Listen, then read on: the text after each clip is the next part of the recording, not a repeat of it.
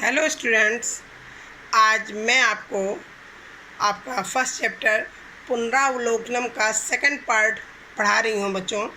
ध्यान से पढ़िएगा। कह कह का अर्थ होता है बच्चों कौन। कौ कौ का अर्थ है कौन दोनों। के का अर्थ है कौन सब। ये आपका पुल्लिंग है। कह कौ के। कह है एक वचन का रूप, उसका अर्थ है कौन। कौ है द्विवचन का रूप, अर्थ है कौन दोनों।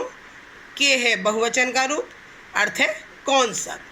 इसी तरह कौन, कौन दोनों और कौन सब को स्त्रीलिंग में क्या कहते हैं बच्चों, ये देखिए आप। का अर्थ है कौन। के का अर्थ है कौन दोनों स्त्रीलिंग में। स्त्रीलिंग में पुल्लिंग में कौन दोनों को कौ कहते हैं और स्त्रीलिंग में कौन दोनों को के कहते हैं। उसी तरह काह का अर्थ है कौन सब। स्त्रीलिंग में कौन सब के लिए काह शब्द का प्रयोग होता है। ये हो गया पुल्लिंग, ये हो गया स्त्रीलिंग और इसी तरह ये है नपुंसकलिंग। संस्कृत में 3 लिंग हैं, 3 तरह के लिंग होते हैं, पुल्लिंग, स्त्रीलिंग और नपुंसकलिंग। किम का अर्थ है कौन नपुंसकलिंग में। के का अर्थ है कौन दोनों और कानी का अर्थ है कौन सब। अब बच्चों देखिए, चित्रानुसारम संस्कृते वाक्यानि रचयत। अर्थ है आपका चित्र के अनुसार संस्कृत में वाक्यों की रचना करो। अर्थ है कह धावती। आपसे क्वेश्चन पूछा गया कह धावती। कह का अर्थ है कौन, धावती का अर्थ है दौड़ता है। चित्र में भी आपको स्पष्ट हो रहा है क्या है, घोड़ा दौड़ता है। इसको संस्कृत में आप लिखोगे अश्वः धावती, घोड़ा दौड़ता है। संस्कृत है घोड़े की अश्वः। का लिखती, कौन लिखता है। अब आप लिखिएगा बालिका लिखती, लड़की लिखती है। किम पतति, पतति का अर्थ है गिरता है। क्या गिरता है, आप लिखिएगा फलम पतति, फल गिरता है। के खेलंती, कौन सब खेलते हैं, आप लिखिएगा बालकाः खेलंती, बहुत से लड़के खेलते हैं। काः उड्डयन्ति, कौन सब उड़ते हैं, उड्डयन्ति का अर्थ है उड़ते हैं, आप लिखिएगा खगाः उड्डयन्ति, बहुत से पक्षी उड़ते हैं। खगाः का अर्थ है पक्षी।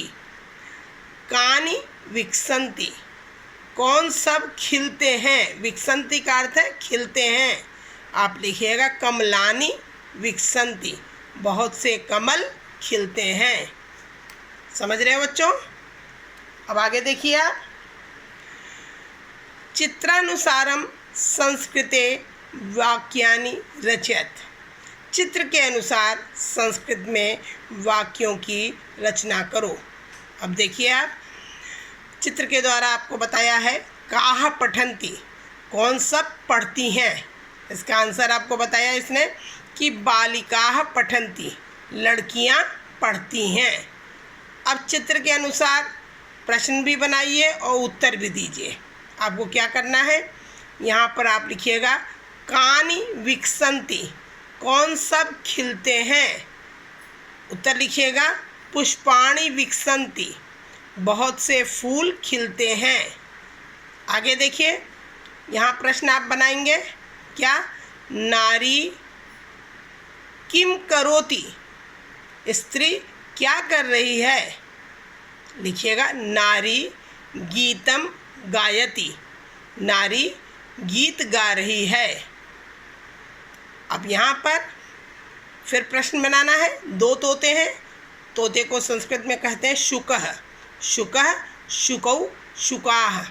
2 तोते के लिए शब्द आएगा शुकौ, तो आप लिखिएगा शुकौ किम करोति, 2 तोते क्या कर रहे हैं।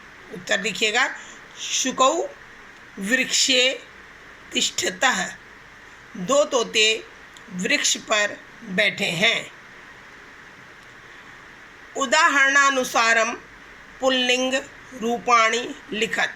अब क्या कह रहा है कि उदाहरण के अनुसार पुल्लिंग रूपों को लिखो। आपको दिया है ये शब्द हैं और ये आपको बताया एक वचन, द्विवचन और बहुवचन। वचन भी संस्कृत में 3 होते हैं। एक वचन से एक वस्तु की ओर संकेत होता है, द्विवचन से 2 वस्तुओं की तरफ, और बहुवचन बहुत सी वस्तुएं। तो आपको उदाहरण दिया है इसने, अश्वः, अश्वौ, अश्वाः। उसी तरह अब इन रूपों को बनाना है आपको। नर का चलाना है आपको रूप, नरः, नरौ, नराः। गजः, गजौ, गजाः। मृगः, मृगौ, मृगाः। वानरः, वानरौ, वानराः। सैनिकः, सैनिकौ, सैनिकाः। समझ में आया बच्चों ये रूप चलाना? इसी तरह ये अकारांत शब्द हैं, अ से खत्म होने वाले। नर के बाद अ, नर, गज, अ पर ये शब्द खत्म हो रहे हैं, तो ये अश्व पर ही चलेंगे। आप इन पर भी जरा ध्यान दीजिए बच्चों। अश्वः धावति में धावति क्रियापद है जो दौड़ने की क्रिया को बता रहा है। धावति शब्द में धाव भाग को धातु तथा ती भाग को प्रत्यय कहते हैं।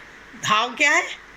धाव क्या है? धातु है, धाव का अर्थ होता है दौड़ना, और ती क्या है? इसमें प्रत्यय लगा हुआ है।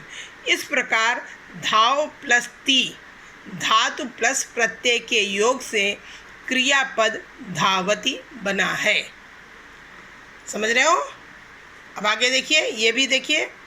अश्वः धावति वाक्य में घोड़े के लिए अश्वः पद का प्रयोग हुआ है। मैंने अभी आपको बताया था। इसे संज्ञा पद कहते हैं। अश्वः क्या है? संज्ञा है।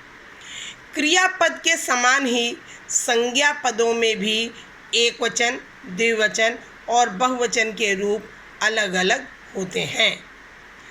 अश्वः शब्द के अंत में अ होने के कारण इसे अकारांत शब्द कहते हैं। अभी आपको मैंने बताया कि अ पर ख़त्म होने वाले शब्दों को अकारांत शब्द कहते हैं। ये भी समझिए। प्रथम पुरुष जैसे खेलति, खेलतः, खेलन्ति, या पठति, पठतः, पठन्ति, या खादति, खादतः, खादन्ति। ये सब क्या है? क्रियापद। हमारे अथवा तुम्हारे से भिन्न किसी दूसरे के खेलने को, खाने को, पढ़ने को बताता है, इसलिए इसे प्रथम पुरुष अथवा अन्य पुरुष की क्रिया कहते हैं। बच्चों, आपको समझ में आया होगा, और ना समझ में आया हो तो फिर से आप मुझसे पूछ सकते हैं।